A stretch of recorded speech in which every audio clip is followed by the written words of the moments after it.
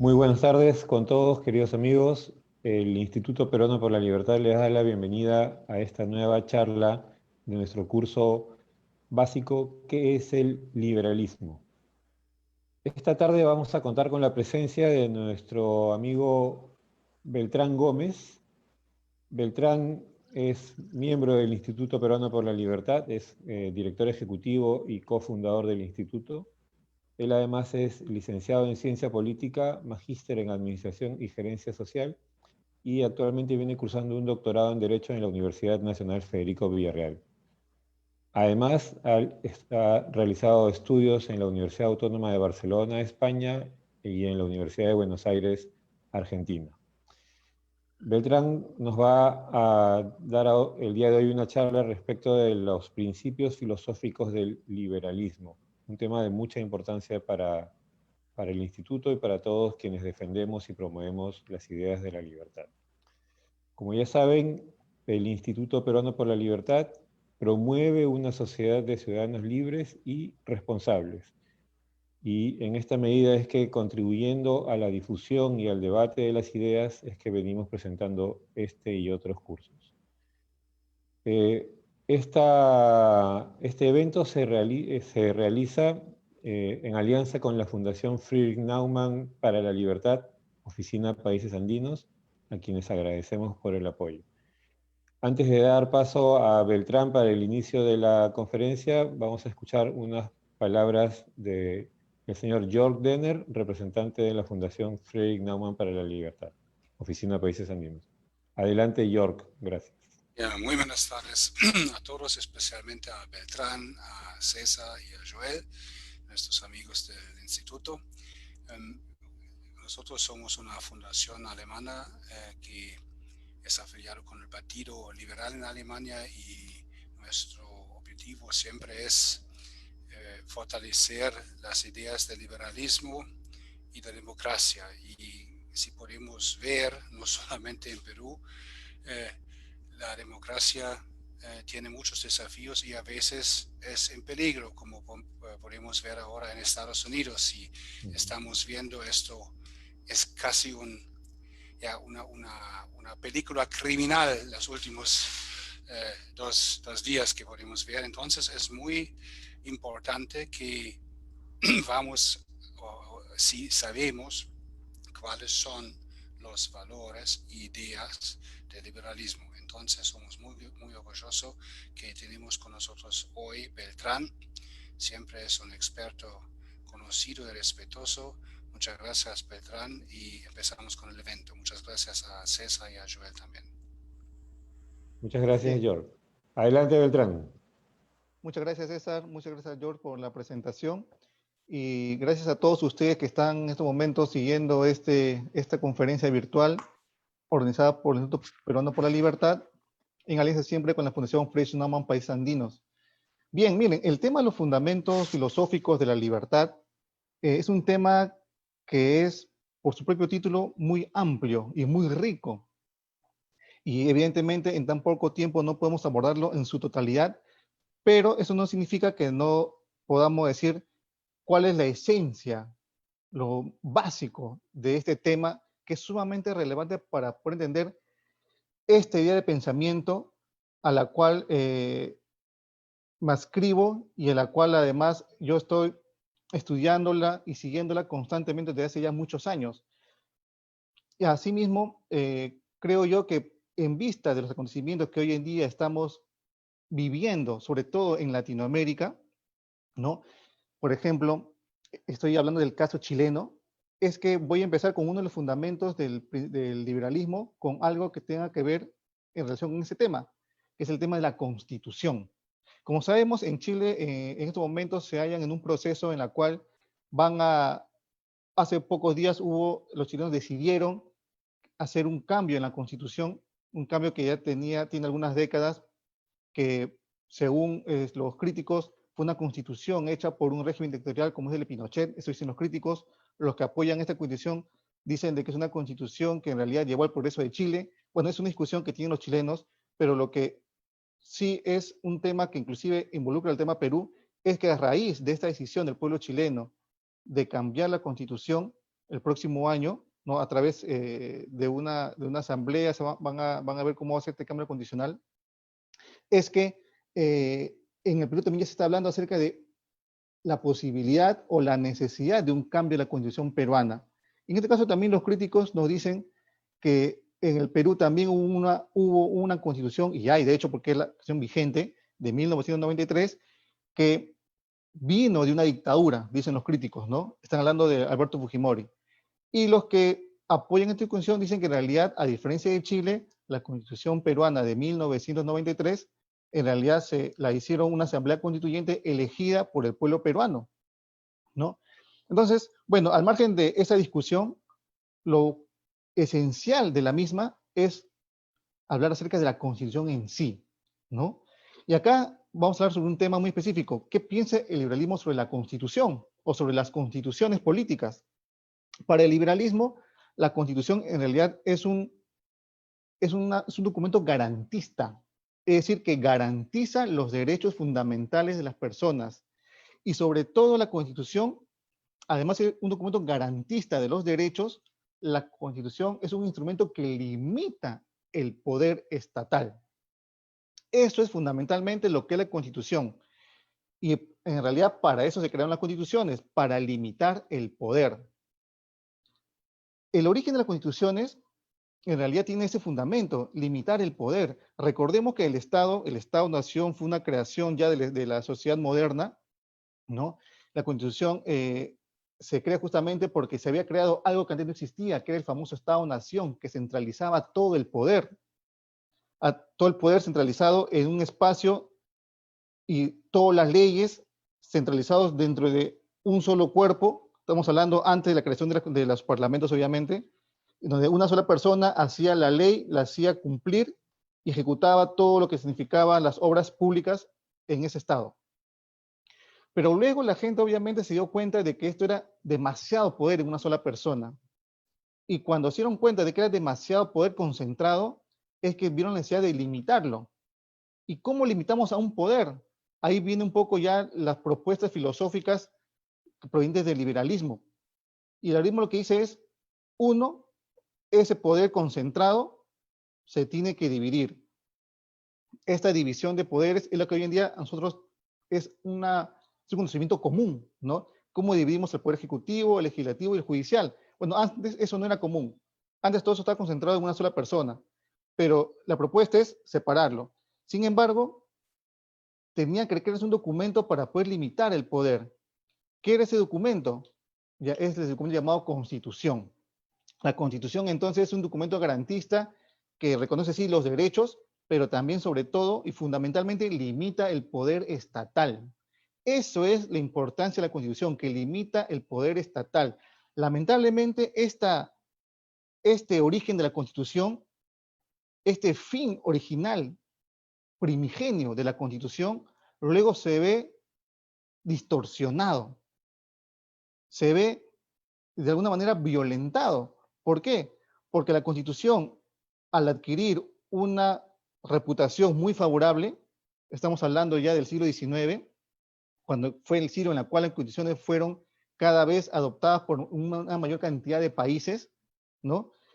Cuando adquiere esa fama positiva las constituciones y comenzó a verse a la Constitución como un documento que daba prestigio a una nación, es que también los enemigos de la libertad, es decir, aquellas personas que consideraban a los principios liberales, en realidad inclusive a los principios de la democracia liberal, ya que estamos hablando ya del siglo XIX, lo veían como un peligro para sus propios fines e intereses personales, también dicen, bueno, ya que la Constitución es un instrumento que es válido en el sentido de que sirve para obtener el poder y para mantenerse en él con una fama positiva, yo también lo voy a adoptar. Y es así que en realidad aquellas ideologías o doctrinas políticas que no creían en realidad en la libertad, también adoptan la Constitución como un instrumento para poder tener dentro del aparato estatal, dentro de la organización política y de alguna manera legitimarse cuando estén en el poder. Y es así, por ejemplo, de que las constituciones en un inicio en realidad solamente eran documentos demasiado cortos. Básicamente documentos en los cuales se estipulaban cuáles eran los derechos fundamentales de las personas. Pero al pasar de las décadas, y ya llegando al siglo XX, en los inicios, las constituciones comienzan a adquirir mayor voluminosidad, es decir, se vuelven más gruesas, más grandes, más extensas. ¿Y a qué se debe esto? A que las constituciones comenzaron a tener entre sus páginas cosas como, por ejemplo, cómo era la estructura del Estado, ¿no? Y comenzaron a tener no solamente ya 10, 20, 30 artículos, sino tener cientos de artículos, 100, 150, 200, ya depende de cada país. Es decir, las constituciones comenzaron a adquirir voluminosidad. ¿Por qué? Porque se quería justificar a estados que tenían gobiernos no amantes de la libertad o que no buscaban la libertad de sus ciudadanos, ¿no? Entonces, a raíz de eso, es que las constituciones en el siglo XX, en los primeros años, en las primeras décadas del siglo XX, comienzan a ser usadas tanto por países con democracias liberales como por países que tenían autoritarismos.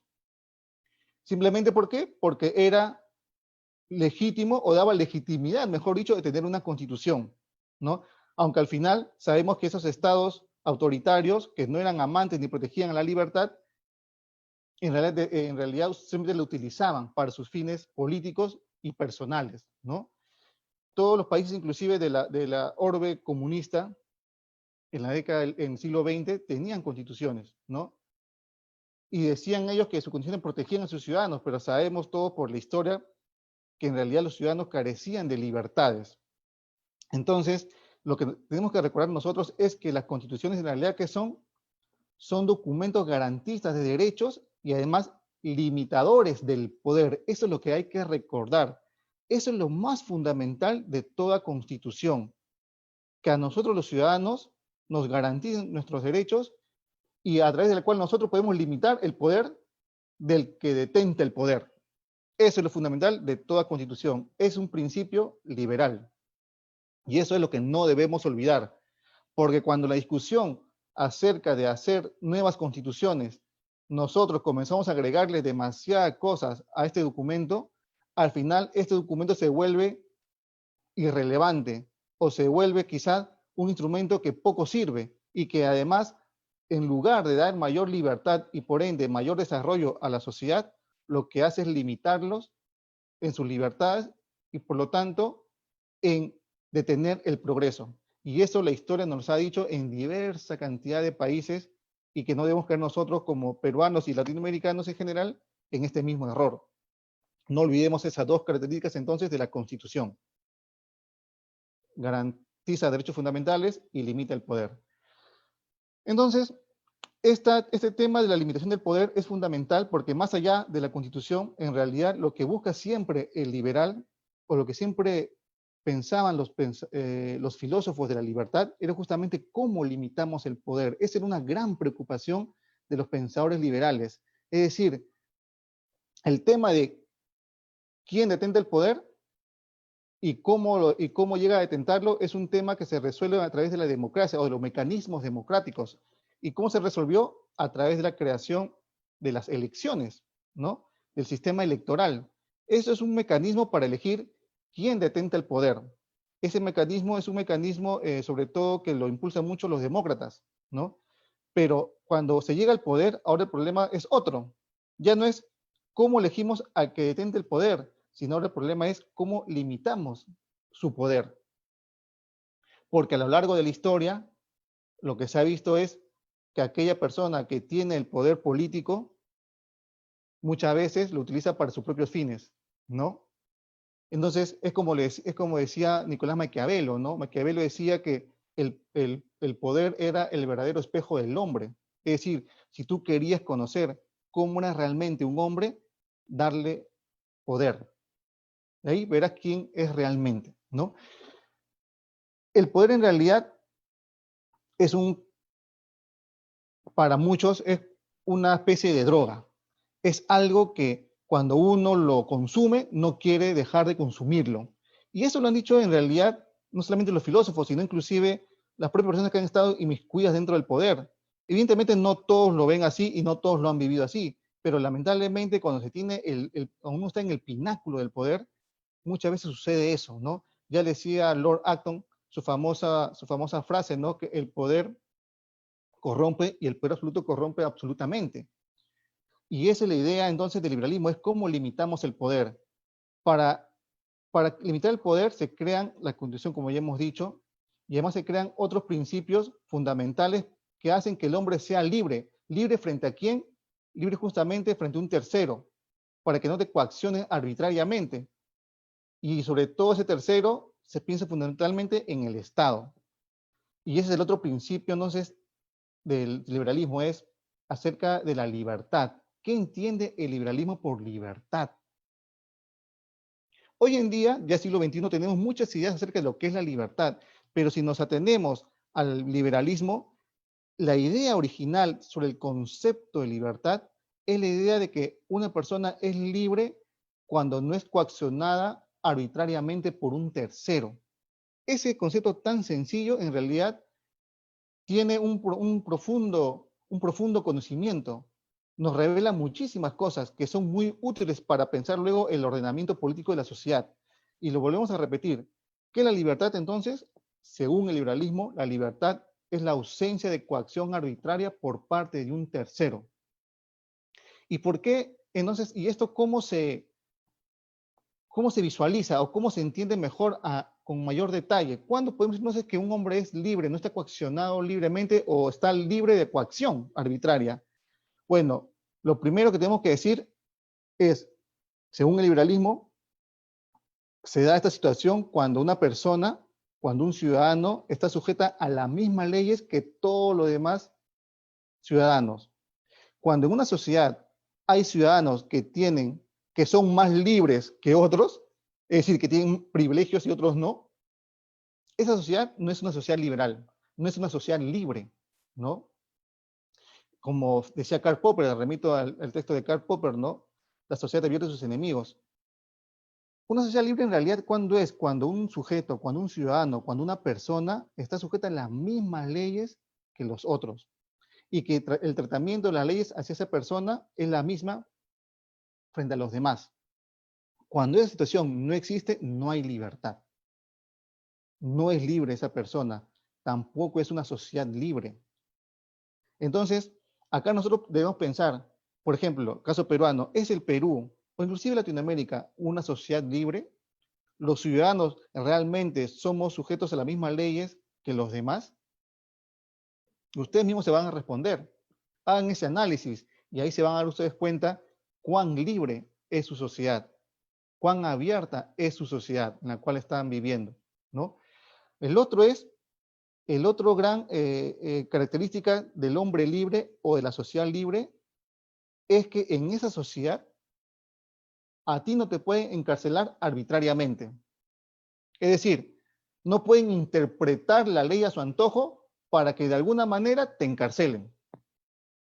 Cuando en una sociedad eso ocurre, tampoco existe libertad, no existe el hombre libre, porque cualquiera, bajo una interpretación auténtica o bajo una interpretación mañosa de la ley, hacen que te encarcelen a ti, así sea un solo día. Cuando eso ocurre, esa sociedad no es libre. ¿Cuál es la otra característica de una sociedad libre? Es que tú tengas la posibilidad de escoger tu propio trabajo, ¿no? Es decir, esto a nosotros nos parece hoy en día como una verdad de perogrullo, ¿no? Es evidente que todos tenemos el derecho a escoger nuestro propio trabajo. Bueno, para nosotros o para muchos de nosotros puede ser evidente, puede ser una obviedad, pero no sucede así en realidad. Hay muchas personas o muchas sociedades que eligen más bien, ya sea de manera directa o indirecta, a que la gente vaya a un determinado trabajo o realice determinados trabajos. En pleno siglo XXI existen sociedades, existen países que obligan a sus ciudadanos a hacer determinados trabajos. Y ellos tienen que hacerlo de manera involuntaria, porque si no lo realizan, tienen un castigo. Y eso sucede en pleno siglo XXI. Cuando ustedes ven a una sociedad que tiene esa característica, esa no es una sociedad abierta, no es una sociedad libre o no es una sociedad de hombres libres. No, no lo es. Más adelante voy a explicar cuál es la diferencia entre un pueblo libre y un pueblo de hombres libres. Hay una diferencia ahí. Más adelante lo vamos a explicar. El otro es la capacidad de poseer y adquirir una propiedad. También ustedes dirán, muchos de ustedes dirán, pero bueno, eso también es algo que es obvio, pues, ¿no? Todos tenemos derecho a adquirir una propiedad y gozar de ella. Sin embargo, esto es una realidad completa, no es así. Inclusive, hablando solamente de Perú, vemos cuántas personas, yo diría millones de personas, tienen en sí, poseen algo, pero ese algo no está reconocido por el Estado, porque ese algo no tiene un derecho de propiedad reconocido por las leyes peruanas.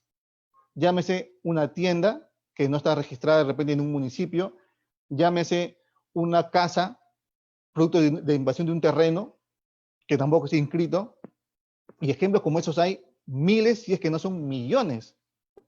Entonces, cuando en una sociedad la persona no puede adquirir y gozar con todo lo que significa tener una propiedad, esa sociedad no es libre.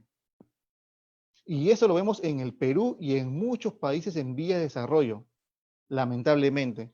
Por eso es que en nuestras sociedades, la sociedad libre no es completa, porque es cada uno de estos puntos que he mencionado, el que tengamos las mismas leyes como todos los ciudadanos restantes, el que no tengamos peligro de ser encarcelados arbitrariamente, el que podamos escoger nuestro propio trabajo y el que tengamos una propiedad y disfrutar de él y además que sea reconocido por el Estado y por todo lo demás que es propio, o sea, que es nuestro, cuando no se dan estas características o alguna de ellas, esa sociedad no es completamente libre.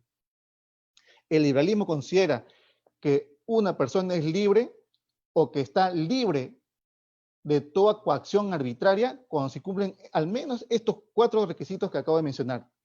Solamente así, una sociedad es una sociedad de hombres libres. ¿Cuán libre entonces es el Perú?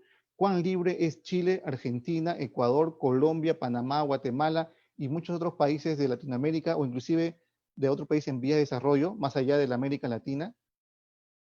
Solamente utilicemos estos 4 características y veamos cuán libres somos, ¿no? Y eso entonces también nos lleva al tema del que hace un momento, ¿no? Ese tema de la diferencia entre un pueblo libre y un pueblo de hombres libres. Hay una diferencia ahí. El liberalismo también ahí es una diferencia, ¿no? Por ejemplo, el próximo año, acá en Perú, ¿no? Para los peruanos que me están viendo, celebramos el bicentenario. ¿De qué? De nuestra independencia, ¿cierto?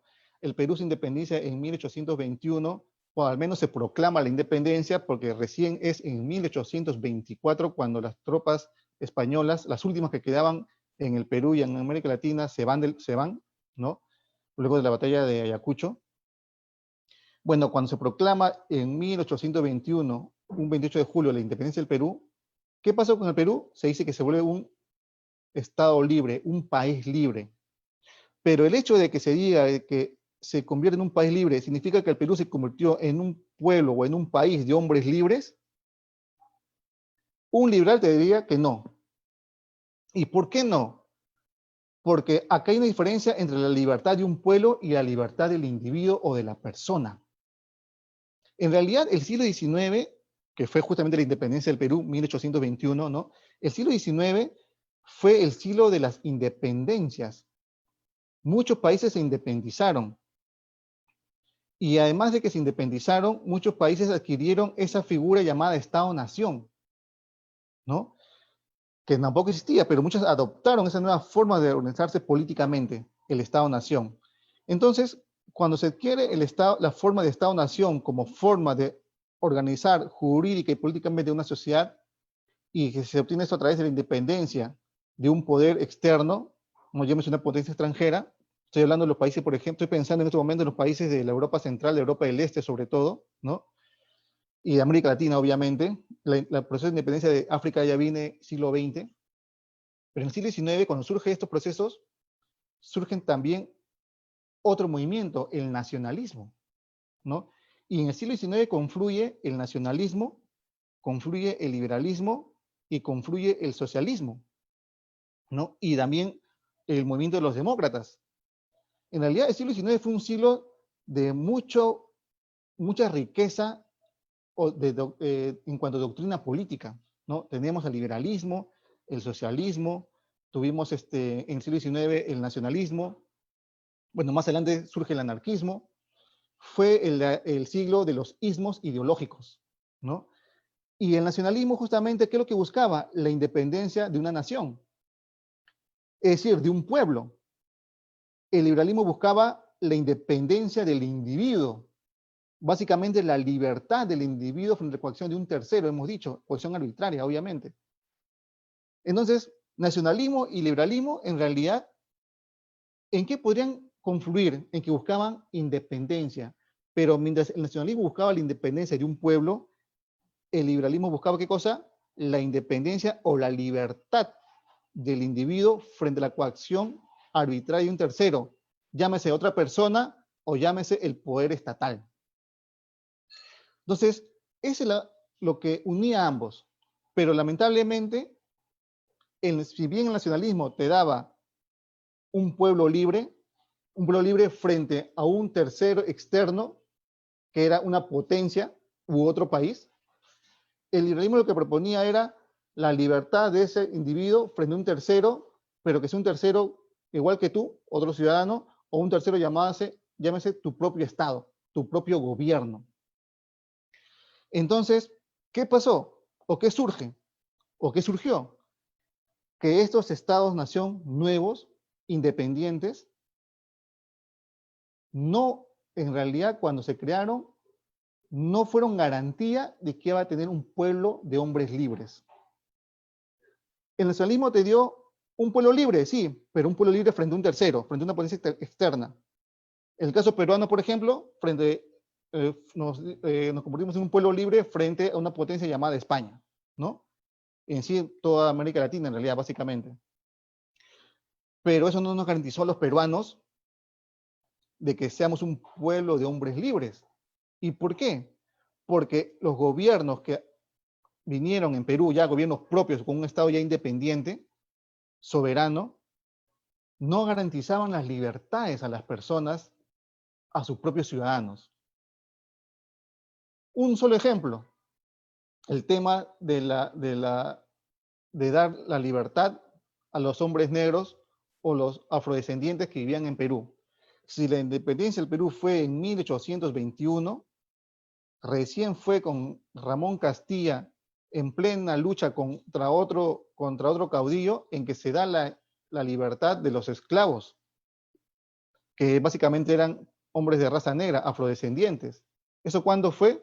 Eso fue básicamente como 30 años después de la independencia del Perú.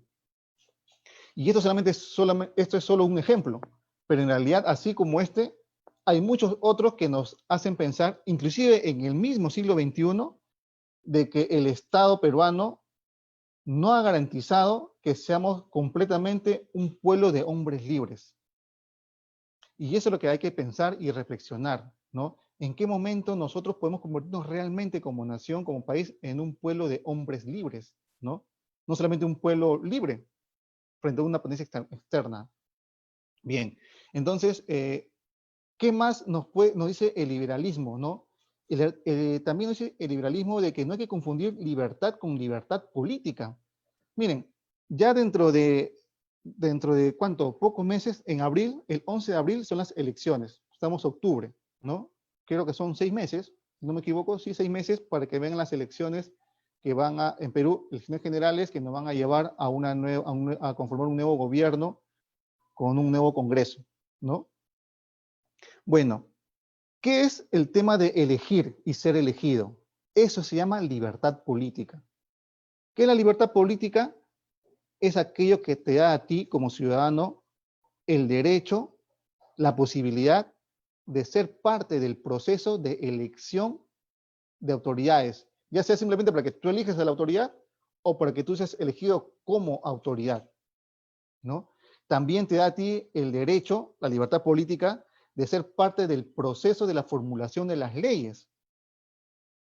Por ejemplo, pónganse a pensar en los mecanismos que crean los estados a través de sus normas para que los propios ciudadanos, así no sean congresistas, puedan tener aquella iniciativa legislativa, proponer leyes para que sean debatidas en el Congreso, que el Congreso es la institución por excelencia donde se discuten todo lo que tenga que ver acerca con la realidad nacional, con el acontecer nacional, ¿no? El Parlamento es para hablar, para discutir, para hablar sobre aquello que interesa a la nación. Bueno, la libertad política te da ese derecho a ser congresista o también como ciudadano tener iniciativa legislativa, ¿no? También, ¿qué cosa te da la libertad política? La libertad política te da, ¿qué cosa? También te da el derecho de vigilar a la administración pública, ¿no? De hecho, en realidad, una de las funciones principales del Congreso, de todo Congreso, es la fiscalización, el control del poder.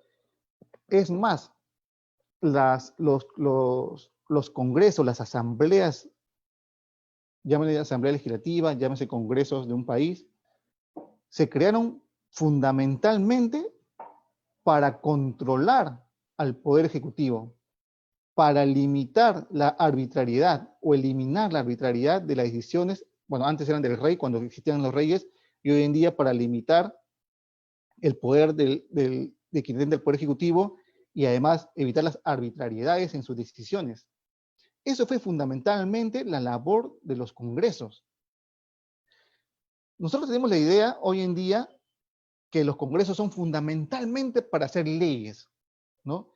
Y que desde el Congreso, a través de la sabiduría que pudiese tener o de las miras amplias que pudiera tener un congresista o los congresistas, ellos pueden tener la facilidad o el conocimiento de hacer leyes que cambien nuestra realidad.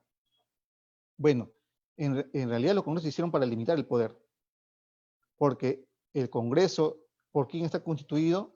Por representantes del pueblo.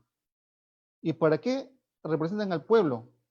Justamente para velar por sus intereses de toda la nación. ¿Pero frente a quién? Frente a que detenta el poder. ¿Quién detenta el poder? El que está en el pináculo del poder político, es decir, en una república, el presidente. En un imperio, el emperador. En un reino, el rey, ¿no? Entonces, ¿qué se dice? Hay una libertad política, que es lo que acabo de mencionar, y hay la libertad así a secas. Lamentablemente, esa idea original del liberalismo acerca de la libertad, que la vuelvo a repetir, es la ausencia de coacción arbitraria por parte de un tercero, sobre todo del Estado, ¿no? Se ha confundido ya en el siglo XX y en el siglo XXI con la libertad política. Y eso ha traído enormes consecuencias negativas para las sociedades. ¿Por qué? Porque cuando uno confunde la libertad política con libertad, cree que en una sociedad con que tenga elecciones, así sean elecciones libres, ¿no? Libres y competitivas, ¿no? Y secretas. Así el ciudadano tenga la posibilidad de presentar iniciativas legislativas. Así el ciudadano quizás pueda controlar algunos aspectos de la administración pública. Así tenga todo eso, hay la posibilidad y una gran posibilidad de que esa no sea una sociedad de hombres libres. ¿Y por qué? Porque justamente, quizás desde el mismo Congreso, y más aún desde el Poder Ejecutivo, se van haciendo normas, se van haciendo leyes que van socavando la libertad de las personas. Inclusive lo van haciendo teniendo buenas intenciones, pero debido al desconocimiento que tienen esas personas que tienen el poder para hacer leyes o normas, ¿no? Desde el legislativo o el ejecutivo, se va socavando la libertad del hombre, se va llevando a detrimento la libertad personal del individuo. Por eso es que no hay que confundir libertad, dice el pensamiento liberal, no hay que confundir libertad con libertad política. Una sociedad puede tener libertad política, pero no necesariamente va a ser una sociedad de hombres libres, donde exista la libertad, tal como le hemos explicado hace un momento, ¿no? Eso es lo que hay que tener nosotros en cuenta, y muy en cuenta. En Perú va a haber elecciones, van a haber elecciones en Chile, ¿no? Sobre el tema que ya hablé de la Constitución, ¿no? Sobre el tema de la constituyente. En Bolivia hemos tenido una elección, pero todos esos procesos eleccionarios van a convertir al Perú, a Chile, a Bolivia en una sociedad de hombres libres. que cada uno responda según su país. Pero yo le dejo ahí la pregunta a los que me están viendo en estos momentos, ¿no? Otro tema fundamental en el pensamiento liberal es el tema, y va relacionado con lo anterior, es el tema del conocimiento, ¿no? Hace un momento yo dije que es probable que quizá con la mejor intención, un legislador, un presidente, un ministro, alguien con autoridad, comience a legislar o emitir normas o hacer acciones para, según él, beneficiar a los demás, a la nación, ¿no? Aquí hay un tema que hay que tener muy presente. Según el liberalismo, según la filosofía liberal, según el pensamiento liberal clásico, el conocimiento está esparcido en toda la sociedad, en cada uno de los ciudadanos, en cada persona. Es imposible, dice el pensamiento liberal, que una sola persona lo pueda saber todo. No hay posibilidad alguna en que un pequeño grupo de personas tengan una teoría tan amplia como para poder entender toda la realidad con todo lo compleja que es y que además pueda prever el futuro. Eso es imposible, según el pensamiento liberal. Eso no existe y tampoco va a existir. Debido a esta idea es que el pensamiento liberal en realidad es un pensamiento que invita a la humildad, porque hace recordar que el hombre es un ser limitado. Pero ¿qué dicen otras doctrinas políticas? Otros consideran de que sí es posible, utilizando la razón, cambiar una realidad y cambiarla ya, de raíz. Hoy, cuando estas doctrinas políticas, que no es el liberalismo, nos dicen esto, lo que están invitando es ¿a qué? A hacer creer a las personas que en realidad es posible cambiar nuestra realidad ya, de un momento a otro, simplemente haciendo ingeniería constitucional, haciendo ingeniería social, y que estos pocos iluminados, como lo pueden saber, como lo saben todo y pueden prever el futuro, pueden hacer todas las acciones pertinentes para que todos estemos mejor. Pero ¿a qué nos ha llevado esta idea? Esta idea nos ha llevado ¿a qué cosa? Nos ha llevado justamente a los autoritarismos. Porque cuando una autoridad piensa así, lo que está buscando es aprobación. Aprobación que las demás personas digan que sí, esto es correcto, entonces lo que tú vas a hacer está bien porque va a ser para mi beneficio. Y cuando uno no piensa así, ¿qué busca esta persona que está en el poder? Obliga a los demás a pensar como uno piensa. Y se impone la doctrina, ¿no? De la educación se pasa al adoctrinamiento en esa sociedad. Entonces, cuando uno piensa de esa manera, cuando uno cree que la sola razón puede transformar toda una realidad social, se invita mucho al autoritarismo, a creer que unos pocos lo saben y como esos pocos saben todo lo que hay que saber, todo lo que es mejor para ti como ciudadano, hay que dejar que ellos hagan lo que ellos crean conveniente y nosotros simplemente a obedecer. Bueno, sobre ese punto está en contra el liberalismo. El liberalismo dice que eso no es correcto. ¿Qué es lo correcto? Según el liberalismo, debido a que el hombre, el ser humano, está limitado en cuanto a conocimiento y no lo puede saber todo, hay que dejar que los ciudadanos, las personas, los hombres en libertad, interactúen, porque de esa interacción libre se va a desarrollar la propia sociedad. Eso es lo que piensa el liberalismo. Es decir, que el conocimiento humano es limitado y por ende hay que dejar que libremente el conocimiento que circula en la sociedad se desarrolle, porque el desarrollo del conocimiento de esa manera sí va a llevar a la prosperidad. Y eso nos damos cuenta en muchas sociedades, ¿no? Las sociedades que promueven la libertad y que además garantizan esa libertad a través de constituciones garantistas que sí se respetan, promueven los emprendimientos que van a llevar ¿qué cosa? A la riqueza, a la creación de ideas que van a llevar a la riqueza, ¿no? Por eso es que el pensamiento liberal está muy alejado de ¿qué cosa? Está muy alejado de la ambición y la impaciencia. Ambición e impaciencia Sobre todo la ambición, sí, puede ser, puede ser viable, es decir, está bien para que una persona común y silvestre la tenga, que sea ambicioso para que pueda prosperar, pero cuando esto lo llevas al detentador del poder, ¿no? Que sea ambicioso e impaciente, ahí viene el problema. Y el liberalismo por eso dice, hay que limitar ese poder. Y hay que reconocer que esa persona no lo sabe todo ni lo sabrá todo. Y por ende, hay que darle mayor libertad a los ciudadanos para que ellos en su libre interacción puedan hacer desarrollar esa sociedad. Paciencia y humildad es lo que nos dice el liberalismo. Paciencia y humildad nos lleva ¿a qué cosa? Al progreso. Esa es otra idea fundamental del liberalismo, ¿no? El concepto de paciencia está relacionado con el concepto de evolución, ¿no? Y el de humildad está relacionado con la idea esta de que el hombre no lo puede saber todo, que es imposible eso, ¿no? Entonces, ¿cuál es la función primaria de todo gobierno? Nos dice el liberalismo. Bueno, la función primaria de todo gobierno, ¿qué cosa es? Liberar al hombre de toda coacción arbitraria. Esa es la función primaria de todo gobierno en realidad, ¿no? ¿Por qué? Porque para el liberalismo el Estado sí tiene que existir. El liberal no es un anarquista. El liberalismo dice que sí, el Estado debe existir, pero hay que limitarlo, porque si no lo limitamos, se vuelve en autoritarismo, ¿no?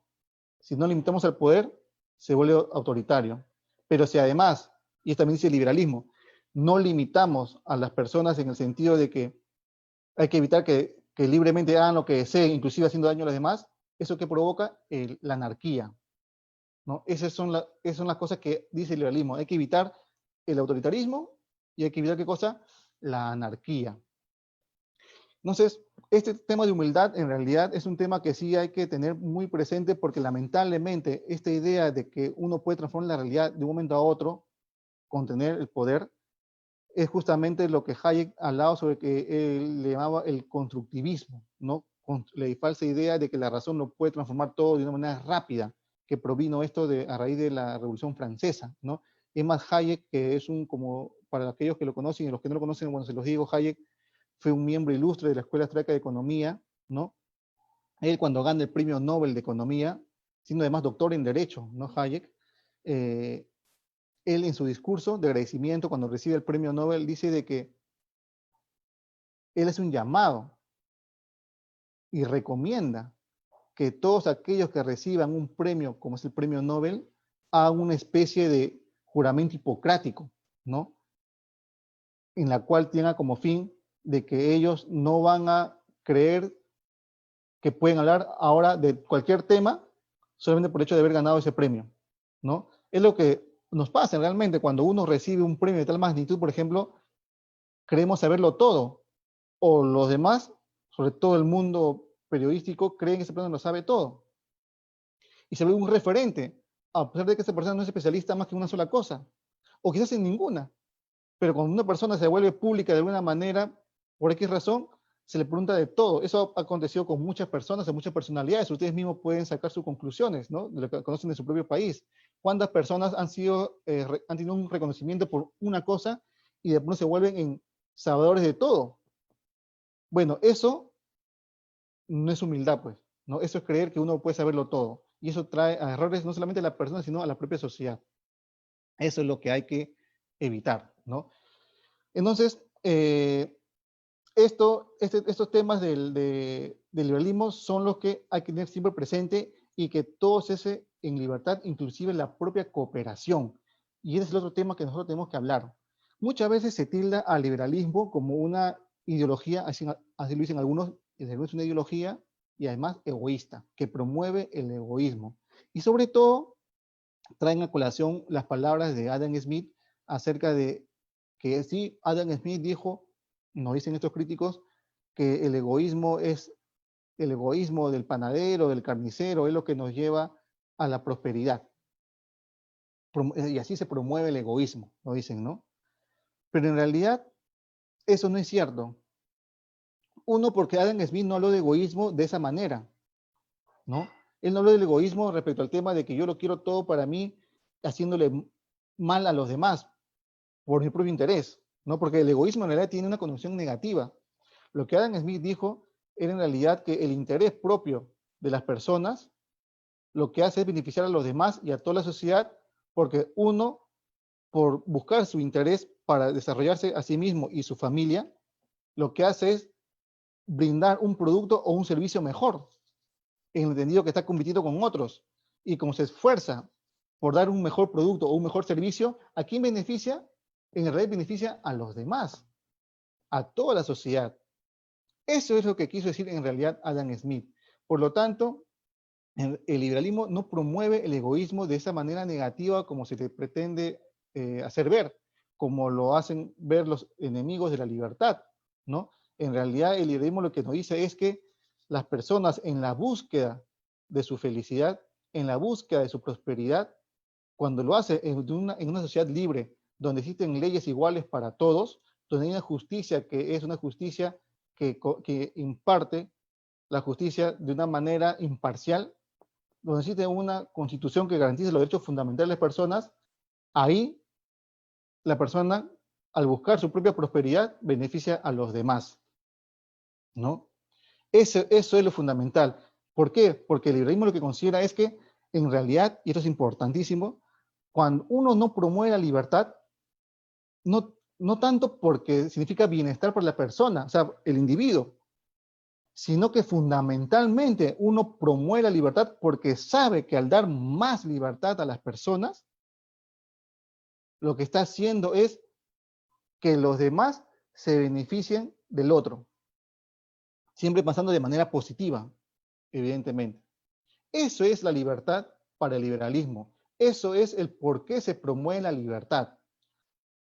Porque cuando tú promueves la libertad, además de beneficiar al individuo, en realidad está beneficiando a todos los demás, en una libre competencia, con reglas claras, transparentes e iguales para todos y con capacidad de predicción. Cuando en cambio tú tienes un Estado en la cual la ley se crea de manera personal, es decir, apuntando para el beneficio o el detrimento de una persona o de una institución ya identificada, cuando las leyes ya no son leyes generales, sino leyes muy específicas que hacen que unos pocos tengan privilegios y otros no, en esas sociedades en realidad está el peligro de qué cosa, de subdesarrollo, y está el peligro de que la falta de libertad lo que conlleve es a una guerra de todos contra todos, porque todos que hacen, al saber que las leyes no son justas, o al saber que la justicia, es decir, el poder judicial, y estamos en el siglo XXI, no imparte justicia como debe ser, todo lo que buscan es buscar el progreso, ya no en el propio esfuerzo, sino en cuán cercano estás al detentador del poder. Y eso lo que lleva es a la corrupción que tanto mal nos ha hecho, no solamente a los peruanos, sino a todos los países en vía de desarrollo, y en algunos casos quizás muy concretos en los países que son desarrollados, ¿no? Eso es lo que hay que tener siempre presente. ¿Por qué se fomenta la libertad? Porque beneficia a todos. Cuando tú le das libertad para que las personas se emprendan, estás generando ¿qué cosa? Estás promoviendo ¿qué? Promoviendo que ellos comiencen a crear ideas para mejorar productos, para mejorar servicios. Haces que las personas comiencen a interactuar mejor, sin miedo, con capacidad de predicción, para hacer planes, para planificar su propia vida. No que la planificación venga desde arriba, sino que la planificación venga desde abajo, desde el propio individuo. Y solamente así se asegura la prosperidad de la sociedad. Bueno, hay mucho más que hablar, pero ya veo que la hora está a punto de culminar. Agradezco el haberme escuchado hasta este momento y si tienen alguna pregunta o duda, encantado de resolverla en lo que quede tiempo. Gracias.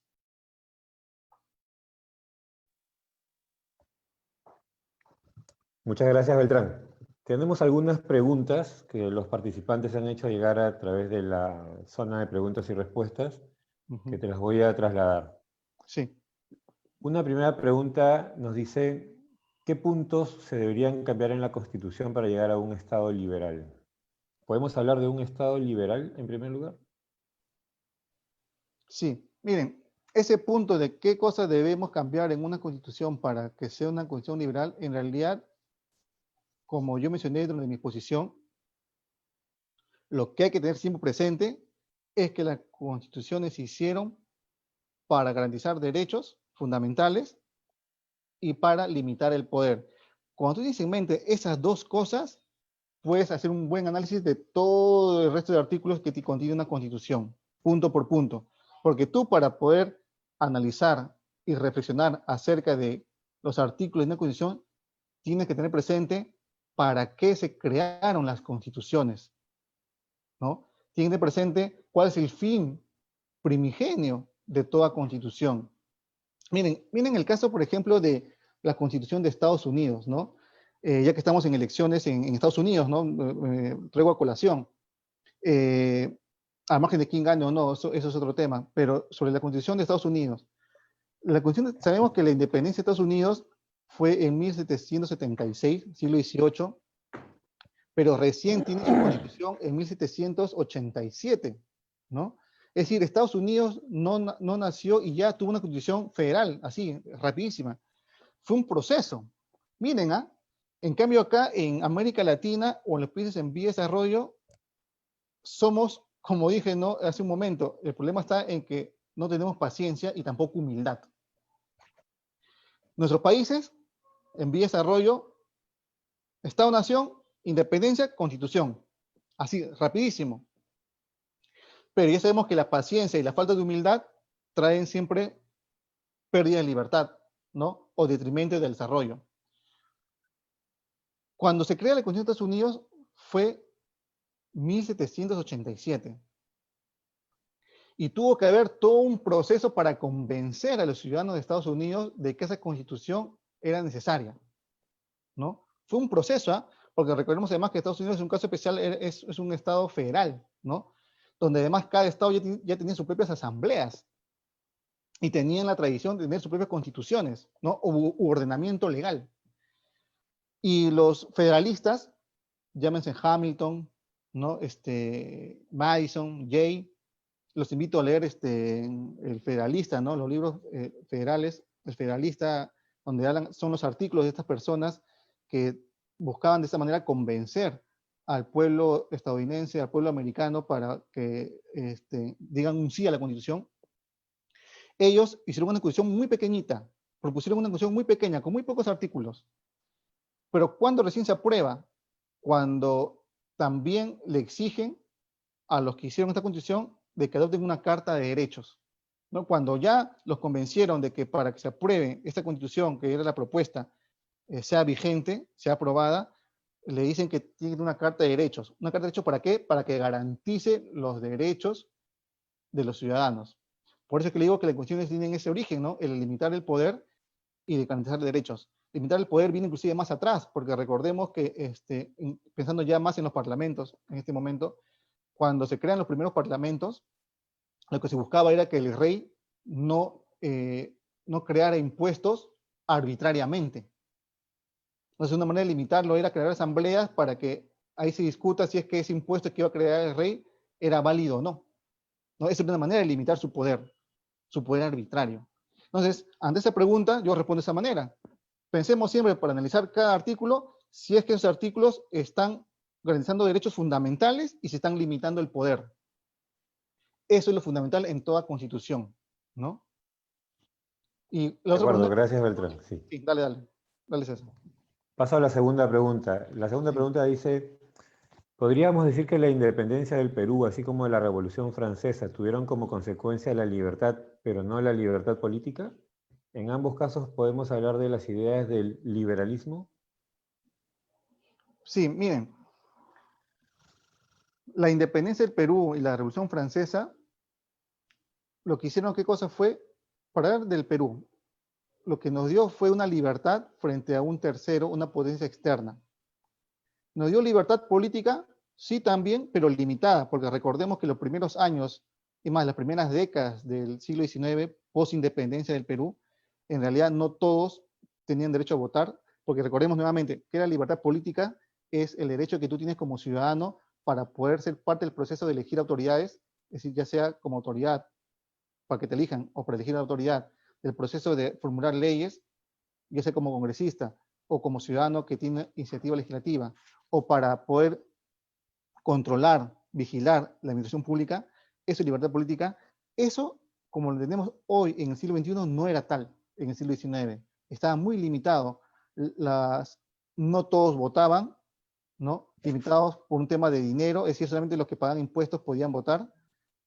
Limitado en cuanto a género, las mujeres no podían votar. Recordemos que el Perú fue creo que el penúltimo país en América Latina que reconoció el voto de la mujer.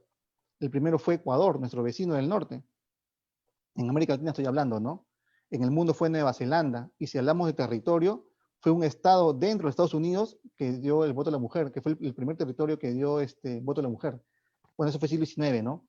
Entonces, y además recordemos que los analfabetos tampoco votaban. Y es decir, la libertad política está muy limitada post-independencia. Por lo tanto, pero además, la propia libertad en sí, como la entiende el liberalismo, que es la ausencia de coacción arbitraria por parte de un tercero, también se dio, como dije en el ejemplo, ¿no? Con Ramón Castilla, que recién se da la libertad a los esclavos negros, ¿no? Y esto fue, entonces, independencia no fue sinónimo de libertad política, o fue sinónimo de una libertad política limitada, y tampoco fue sinónimo de libertad total, porque había un sector de la población, llámese la raza negra, que eran esclavos, que no tenían la libertad, inclusive en este sentido tan clásico que el liberalismo rescata, que es la ausencia de coacción arbitraria por parte de un tercero, ¿no? Ahora, la Revolución Francesa también recordemos que cuando estalla y cuando comienzan a organizarse las asambleas y demás, también el tema de selecciones tampoco no es como hoy en día lo reconocemos, ¿no? O lo conocemos. En la Revolución Francesa tampoco garantizaba que todos podían votar. También había una libertad política limitada, ¿no? Que fue propia en realidad de la época, ¿no? Eso fue con una evolución, con el tiempo desarrollándose, porque hoy lo que nosotros gozamos, antes las personas no lo gozaban. En realidad, la sociedad libre es una sociedad de muy pocos años si comenzamos a ver la gran dimensión temporal del ser humano en este planeta.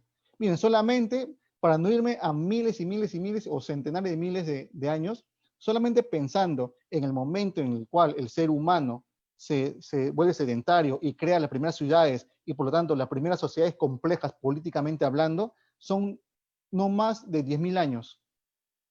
No más de 10.000 años. Ya pongámosles 12.000 años. ¿Y cuántos de esos 12.000 años el hombre tiene una sociedad libre o está trabajando para tenerla? No más de 300 años. Es decir, es casi un respiro. Si hablamos inclusive ya pensando en épocas más anteriores, ¿no? Por lo tanto, entonces, eso es lo que quiero decir. Como dije en mi discurso, ¿no? No todo pueblo libre es un pueblo de hombres libres. Y el liberalismo lo que busca es un hombre de pueblos libres. Gracias, Beltrán. Bueno, nos queda muy poco tiempo, en realidad ya son más de las 7, pero tenemos una pregunta aquí un poco más extensa, son 2 preguntas en realidad, te las voy a trasladar. Dice, aunque algunos, entre comillas, liberales progresistas discrepen, comparto mi opinión y consulta que aún ningún liberal ha podido contestar. ¿Hasta qué punto un Estado puede coaccionar a un pueblo mediante el cuento de la educación universal a pensar de determinada manera y aceptar ciertos enfoques y ciertas ideologías con la intención de supuestamente luchar por los derechos, entre comillas también, de determinados grupos humanos? ¿No sería esa también una manera de recortar la libertad de pensamiento y formación de las personas y un recorte a su libertad de conciencia al someter a dichos ciudadanos a sanciones o cancelaciones si es que no se pliegan al pensamiento dominante de quienes ostentan el poder? Esa es la primera parte. Y la segunda parte dice, hoy en día, y con más razón por el contexto actual, los estados han elevado al máximo o a la máxima potencia su intervencionismo en la libertad de los ciudadanos, atreviéndose a prohibirnos cosas elementales y derechos fundamentales con el cuento de cuidar nuestra salud, entre comillas. Que dicho sea de paso, lo han hecho mal. ¿Qué opina? Bien, sobre esto es educación y salud, ¿no? Miren, en el tema de la educación, en realidad, como un poco lo mencioné nada más en mi ponencia, es el tema de la diferencia entre educación y adoctrinamiento, ¿no? Una sociedad libre tiene educación, una sociedad no libre tiene adoctrinamiento. Es lo que pasó, por ejemplo, y pasa en algunos casos todavía en el siglo XXI, con los países comunistas o autoritarios, ¿no? Que todavía existen, donde inclusive están prohibidos libros de ciertos autores e inclusive herramientas que son utilizadas como para poder discutir o simplemente conversar sobre X cosas están controladas por el Estado. Estoy pensando en aquellos estados que controlan el uso, por ejemplo, de las APPs que te permiten a ti conversar, chatear, como se dice, ¿no? Miren, la educación, en realidad, en el siglo XIX, fue una educación que lo hacían los propios padres de familia, las propias instituciones. Acá hay un poquito de historia, en realidad. Miren, el siglo XIX fue el siglo de los grandes encarcelamientos. Así se le llamó, los grandes encarcelamientos. ¿Por qué? Porque en el siglo XIX aparecen estas instituciones que comienzan a aglutinar en un solo edificio, en un solo espacio, a muchas personas para un solo fin. Antes del siglo XIX, ¿dónde uno se curaba? En su casa, ya que hablaron de salud. ¿Dónde uno se educaba? En su casa, porque era el padre de familia o la madre del hogar quien enseñaba al hombre o la mujer, hijo, las labores para poder trabajar fuera de la casa o dentro de la casa, ¿no? Cuando tú te enfermabas, tú curabas a la propia familia, o quizás el curandero, el médico del pueblo. Cuando uno tenía enfermedades mentales, te decían que estabas quizás endemoniado y te expulsaban del pueblo. Cuando uno era ladrón, te expulsaban del grupo, ¿no? Y así. Pero cuando viene el siglo XIX, al enfermo mental lo ponen en un lugar llamado hospital para enfermedades mentales. El que estaba enfermo de otra razón X, lo llevaron a un lugar que ahora se llamaba hospital, ¿no? Al que cometía una infracción contra las normas de ese pueblo, de esa pequeña sociedad, lo llevaban ahora a una cárcel grande. Recuerden el famoso panóptico, ¿no? De Jeremy Bentham. Jeremy Bentham crea el panóptico, que era esa cárcel en la cual había una torre central y alrededor estaban las celdas, y de esa torre central, en la cúspide, estaba un vigilante, puede que estaba, puede que no, pero en realidad la sensación de todos los presos abajo era de que siempre había alguien que observaba día y noche. Y eso inclusive producía una especie de problema mental, es decir, porque la gente no sabía si lo estaban viendo o no lo estaban viendo. Es el famoso panóptico de Jeremy Bentham, ¿no? Jeremy Bentham es un personaje que también los invito a leer, muy interesante. Y el panóptico, Jeremy Bentham, además, Bentham sabía que ese era su invento, su creación, era algo que podía tener consecuencias para los presos. Él decía que ese poder que tenía el que regía la cárcel, tenían que ser vigilada cada cierto tiempo por la propia población, para ver si lo utilizaban bien o no. Bueno, en fin, eso ya es otra historia, pero les invito a leer Jeremy Bentham con el panóptico, que después más adelante se va al tema del famoso Big Brother, ¿no? La novela 1984, ¿no? De George Orwell, lean eso, ¿no? Pero bueno, al margen de eso, también el siglo XIX fue la creación de las grandes escuelas. Antes te enseñaban ¿en dónde? En el hogar. Ahora, ¿quién te lo enseña? El Estado en un lugar llamado colegio público, escuela pública. Eso fue el siglo XIX. Y eso se estableció con mayor fuerza en el siglo XX, ¿no? Todo Estado comenzó a tener los grandes hospitales, los grandes colegios, las universidades públicas ya más adelante, grandes obviamente y cada vez para más personas, los lugares para enfermos mentales, etc. Entonces, ¿por qué el Estado evolucionó así? Bueno, la historia es larga para responder, pero lo que sí les digo en un momento es que no siempre fue así. Antes fue, como lo acabo de decir, pero fue a partir del siglo XIX con los grandes encarcelamientos que se crean estos grandes hospitales, estas grandes escuelas. Y cuando se crean estas grandes hospitales y grandes escuelas, el Estado no solamente construye el edificio, sino que también comienza a imponer, ¿qué cosa? En el caso de la educación, una currícula que le impone de arriba hacia abajo, porque antes el propio padre decía que tenía que ser su hijo, ¿no? Y también cómo se debería curar su enfermo. Y el Estado también comenzaba a poner ya qué cosa tiene que hacer el médico y la enfermera para poder curar determinada enfermedad, ¿no? Esto es propio del siglo XX. Esto cuando el Estado se vuelve más poderoso. Como el Estado se vuelve más poderoso ya porque comenzó a hacer escuelas y a hacer la currícula, a hacer hospitales y decir cómo te debes curar, ¿no? Es entonces que el Estado también adquiere más poder. ¿Debe tener el Estado ese derecho? Esa es la gran pregunta. Esa es la discusión que hay que tenerla, ¿no? ¿Hasta cuánto el Estado puede tener ese derecho de decirnos qué cosas debemos aprender en la escuela pública o en la universidad? O en la universidad es otro caso distinto a la escuela pública, ¿no? Porque se supone que la universidad es autónoma, ¿no? Tiene libertad, la libertad de cátedra, que es otra historia también. Y el tema de los hospitales. Entonces, ¿cuánto derecho tiene el Estado para imponer una currícula y crear escuelas públicas? Esa es la gran discusión. Un liberal, y más, Tocqueville este gran pensador y político francés del siglo XIX, se sorprendía mucho de la capacidad de asociación de los americanos, ¿no? Su famosa obra La democracia en América, también se la recomiendo leer, muy voluminosa, muy interesante para entender cómo funciona la sociedad americana. Y Tocqueville se impresionaba de cómo la sociedad americana en su autoorganización proveía de educación y de salud y otras cosas más a sus propios ciudadanos, ¿no? Eso le sorprendía a Tocqueville, eso le llamaba la democracia impresionante, la democracia social, según Tocqueville, ¿no? Así lo entendía la democracia social. Entonces, lo que hay que discutir nosotros hoy en el siglo XXI es cuánto de esa reminiscencia, si es que la hay, de la que la educación sea dirigida o impartida por el padre o por el conjunto de padres o por la comunidad pequeña, cuánto de eso tiene que haber en una currícula o con cuánto lo que tiene que el Estado debe imponerte, o de repente el Estado no debe imponerte nada, ¿no? Pero lo que yo sí les digo, lo que hoy día vivimos no siempre fue así. Es más, es algo totalmente novedoso, producto de la evolución del propio Estado-Nación, que cada vez se comenzó a erogar más y más funciones. Y ya sabemos, cuanto más nosotros le dejemos al Estado que resuelva nuestros problemas, más poder le estamos dando y por lo tanto menos libertad tenemos nosotros. Así tenemos que pensar para hacer un análisis. Cuando tú al Estado le exiges cada vez más y más cosas, ¿qué le tienes que dar? Más y más poder para que haga esas cosas. Y cuando tú al Estado le das más poder, estás a ti mismo quitándote más libertad.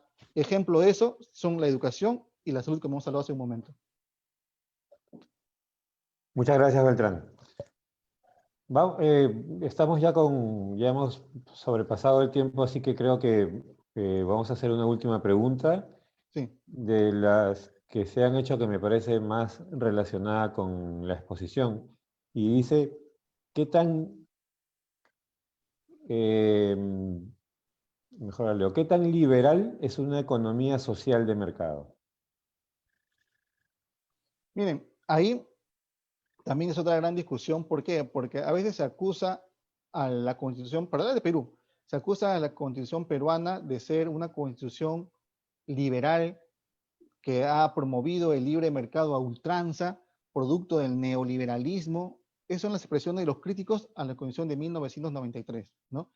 Pero quizás ellos no se han puesto a pensar de que la propia Constitución peruana habla de economía social de mercado y no habla de economía de mercado, ¿no? Si fuese una Constitución realmente liberal o neoliberal, como ellos lo llaman, sabemos que el término neoliberal es un término despectivo, ¿no? Es un término que se crea para poder atacar al liberalismo, porque en realidad ningún liberal se dice que es neoliberal, eso no existe. Yo no conozco al menos a un liberal que se autodenomine neoliberal.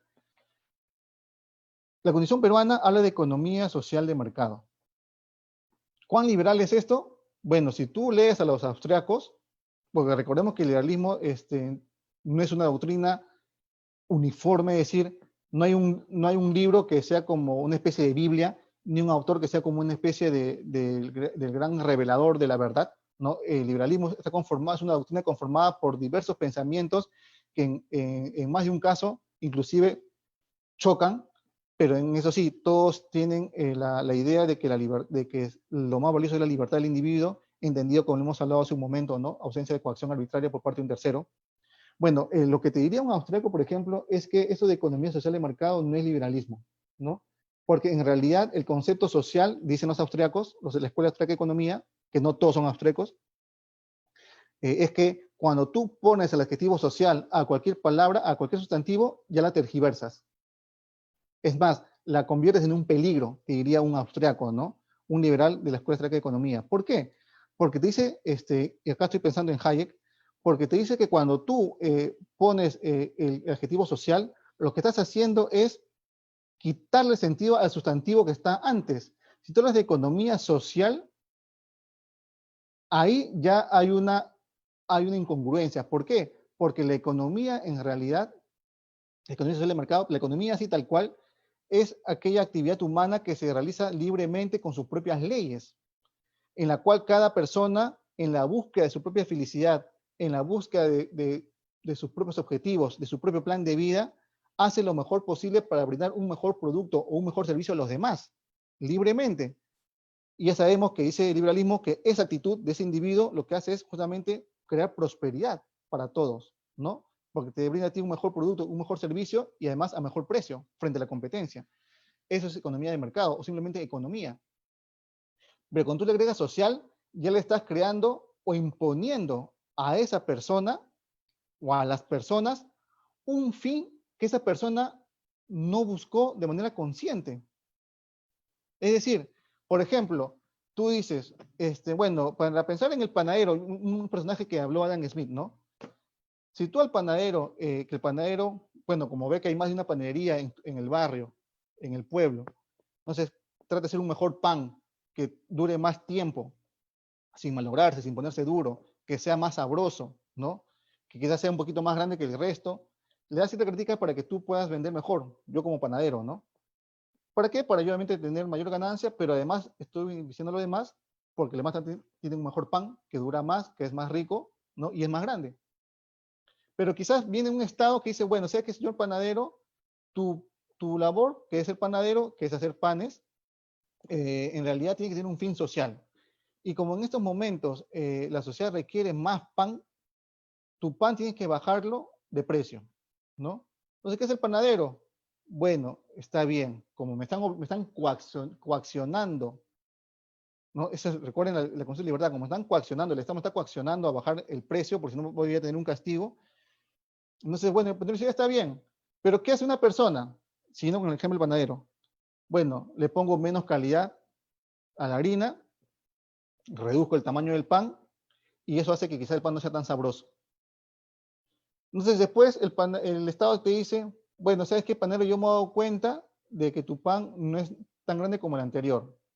Así que o lo haces como el tamaño anterior o viene el castigo.